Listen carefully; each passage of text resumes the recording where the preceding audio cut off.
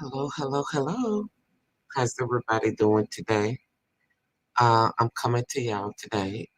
Wanted to discuss what I learned more about the shooter in the Walmart killing of six individuals.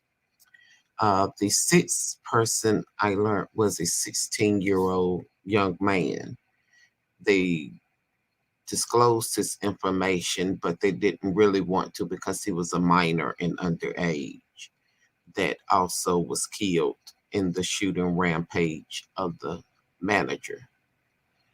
Uh, and from what I'm hearing, that the manager felt like he had been picked on. He left a note. And so I wanted to play some of what they were saying about what he had left. So I'm hoping that we can get that to uh, play. Let me at least try.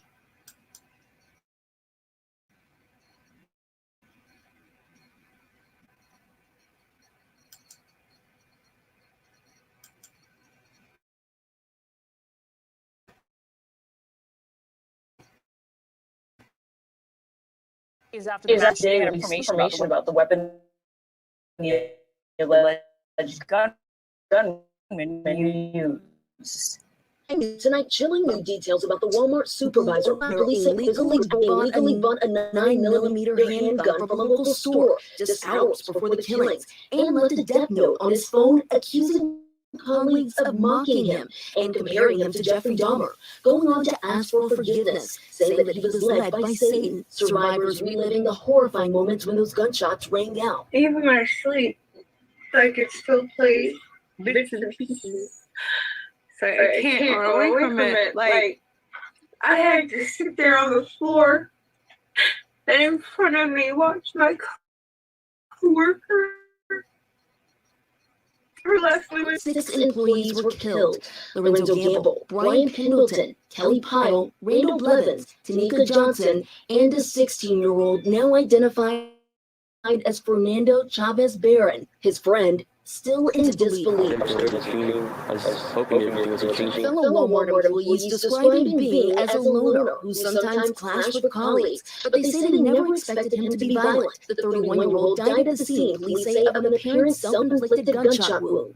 Tonight, as authorities continue to search for a motive, the community searching for peace, with many gathering overnight to pay their respects to the victims and what's now one of several mass shootings in the state's recent history. Unfortunately, the incident with Virginia to be ABC News, Los Angeles. Okay.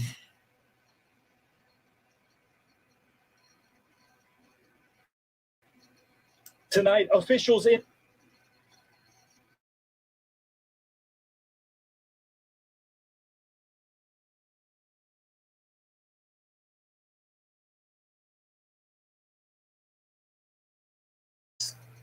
Okay, so I hope everybody can hear me now.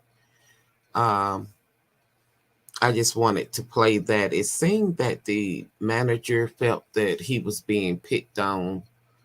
That's what led to the shooting. I hate that happened. And I assume he was depressed by what they were saying. And this time of year, it seemed like it was sort of premeditated because they said that he went out and bought a gun legally, but he bought it the day of the shooting. I don't know. I think when it comes, maybe the guns, they may be to say, well, if you purchase a gun, we may need to hold it, even though you don't have nothing on your background. But sometimes people go buy weapons in a spur of a moment. And I think this is what he done. He was able to do it. It was a handgun. And so with that being said, then the note he left on his cell phone, which stated why he done it. And it was also that he felt that his parents should have given him more attention. or helped him with issues that he may have been dealing with probably early on in childhood. Um, and that's why I say we have to be mindful, because your children could be going through something at a young age and you're overlooking it instead of saying, let me seek my child some help. And nowadays it's okay to get help. Uh, Back when I was growing up, it may have been sort of a stigma when you talk about mental health, but nowadays it's just open. Uh, if you see your child needs some type of mental health issues, go ahead and address that and get them the help they need. Because later on in life, it could turn into something tragic if you don't. In this situation, I'm assuming it was some type of mental illness. For me, looking at him and what I'm gathering, and these are my opinions. So they're not nobody else's opinion, they're just mine.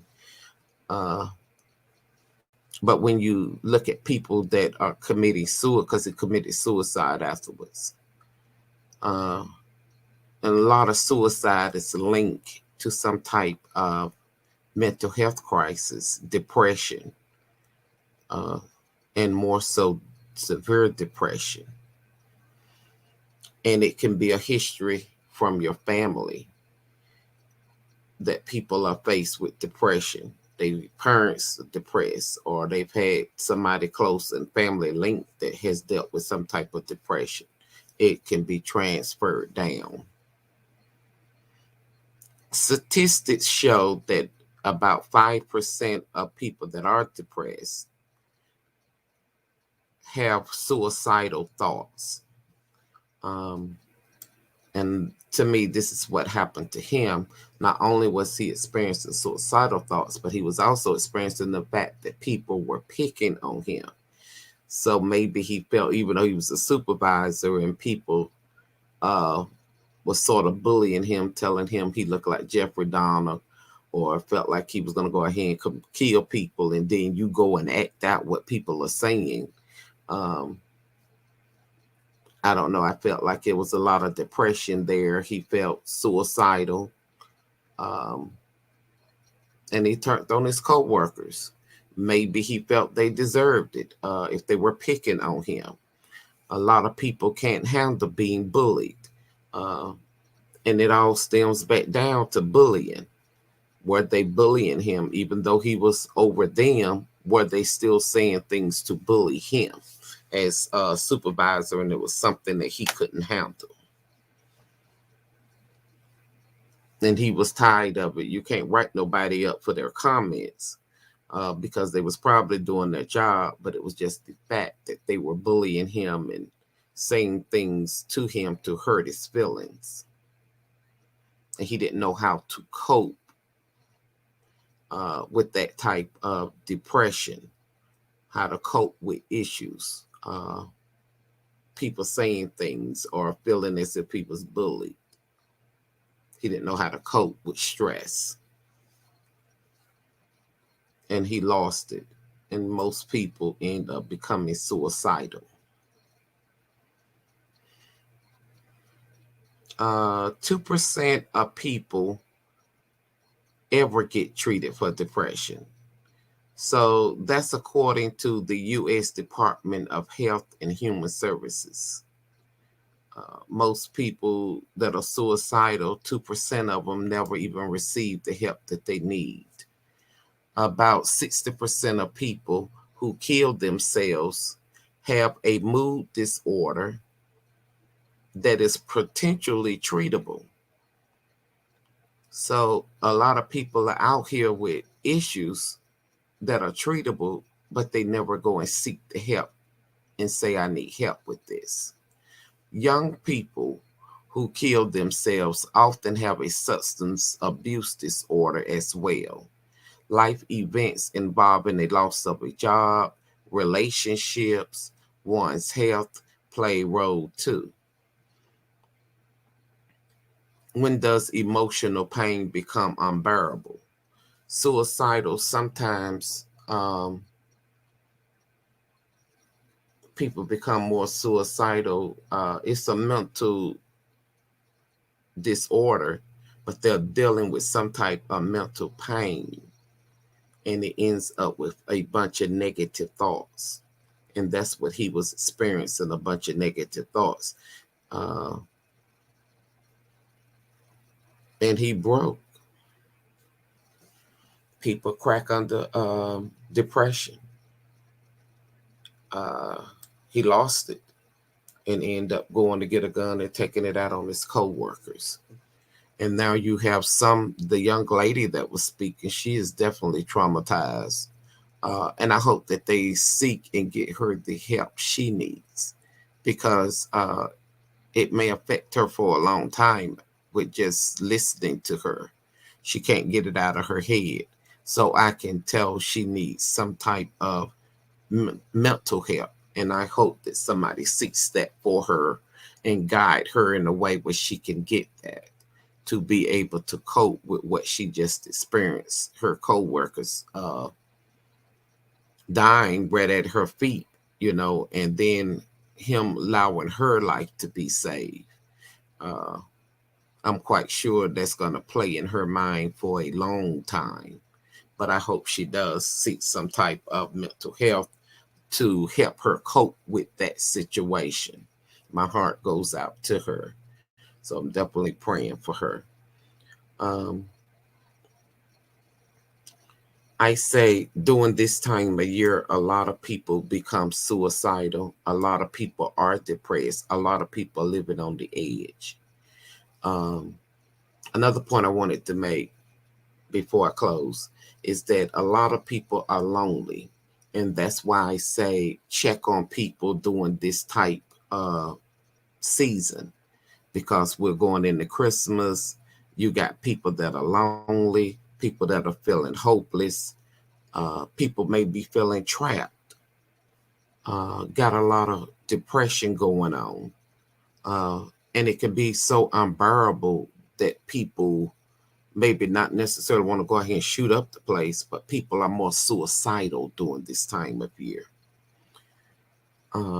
Check on your family members, your co-workers, check on your neighbors if you know them.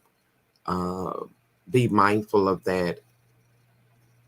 Your family, different family members that are lonely, just check on them to make sure they're okay and let them know that somebody cares during this time of year, because this time of year can be very stressful for a lot of people, and a lot of people that may not know how to deal with depression. So if you are experiencing some type of depression, and if you're hearing me and you're experiencing some type of depression, seek help. Call your primary care physician. Say, I need some type of mild sedative to help me cope with whatever you may be dealing with.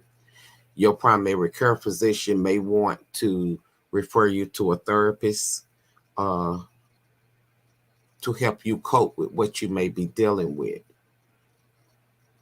But I want to let you know, if you are experiencing some type of depression, it's okay to get help. Please seek help. It's nothing wrong with getting help. It's nothing wrong with it. It's nothing to look down upon, because a lot of what you're going through may be treatable. And I'm quite sure a lot of it is treatable. That's why you got to reach out and ask for help. So if you're dealing with grief or any type of issue that's going on during this time of year, I will say seek help. But as far as the families who lost their loved ones, my heart goes out to you. I'm sorry that happened to your family members right here at the holidays, especially during Thanksgiving, Christmas. I don't know if the families had children.